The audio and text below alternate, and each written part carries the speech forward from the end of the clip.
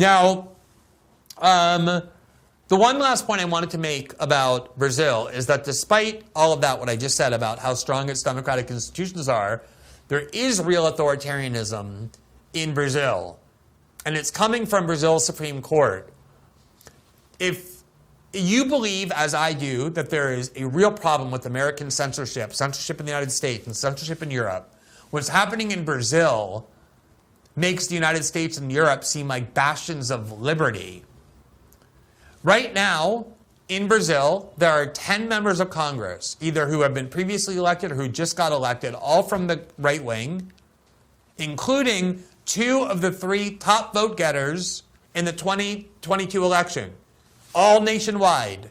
Of all the members of all the people who ran for Congress, 2 out of the top 3 biggest vote getters, along with 8 other members of Congress from the right, are banned from using the internet or banned from having social media.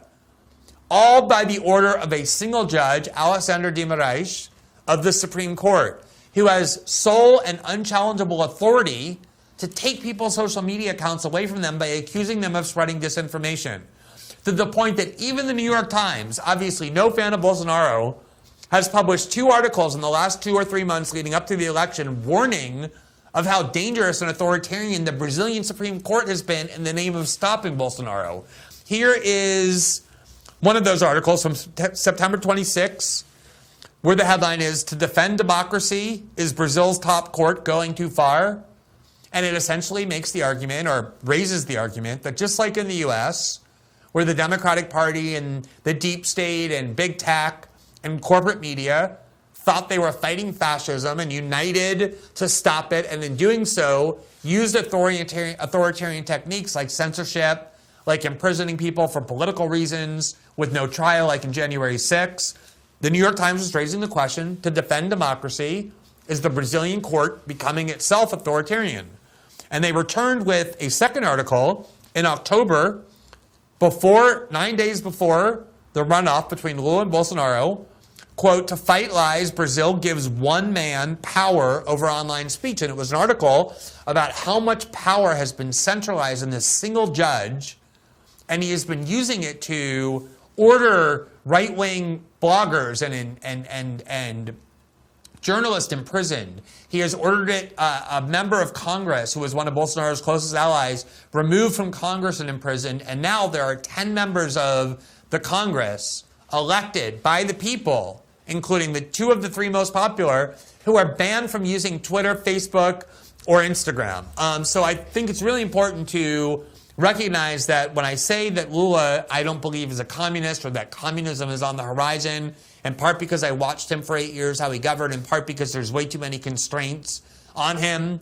His vice president, Lula's, that he ran with, was a man named Geraldo Alckmin, who is a kind of center-right figure that I would equate to, say, Mitch McConnell or Paul Ryan, people who believe in serving the banking industry, who don't like social programs, who want to lower taxes and not raise taxes, who are opponents of redistributed policies.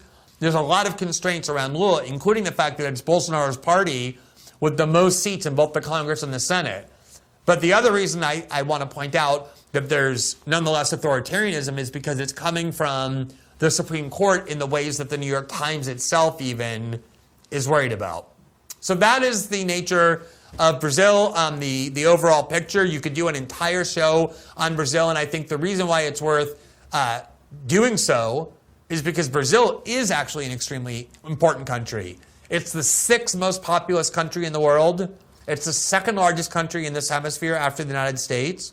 It has some of the world's most important oil reserves called pre-salt oil reserves that are buried deep into the ground and that are hard to extract, but are very high quality crude. And there's gigantic reserves that Brazil has.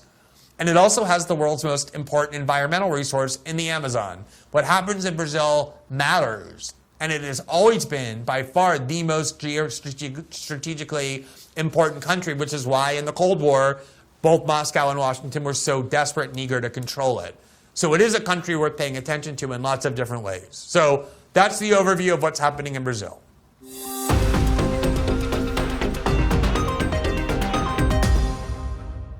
Thanks for watching this clip from System Update. Catch our full shows for free, live weekdays at 7 p.m. Eastern on Rumble, and join our locals community at greenwald.locals.com for all of my written journalism, exclusive after-show Q&As, and more.